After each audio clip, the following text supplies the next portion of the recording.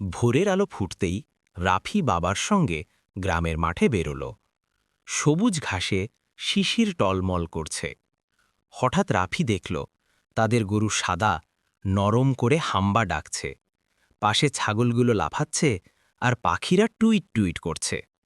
রাফি আনন্দে দৌড়াতে দৌড়াতে বলল, বাবা, এরা সবাই আজ যেন খুব খুশি। বাবা হেসে বললেন, যখন আমরা প্রাণীদের ভালোবাসি আর পরিচ্ছন্ন রাখি, ওরাও খুশি থাকে। এদিকে মাঠের ধারে একটা ছোট খাল, সেখানে হাঁসেরা সাঁতার কাটছে আর কাঁকড়ারা এদিক সেদিক দৌড়াচ্ছে। হঠাৎ রাফি দেখল একটা ছাগল ঝোপের মধ্যে আটকে গেছে। সে তাড়াতাড়ি গিয়ে ডালপালা সরিয়ে সেটাকে বের করে দিল।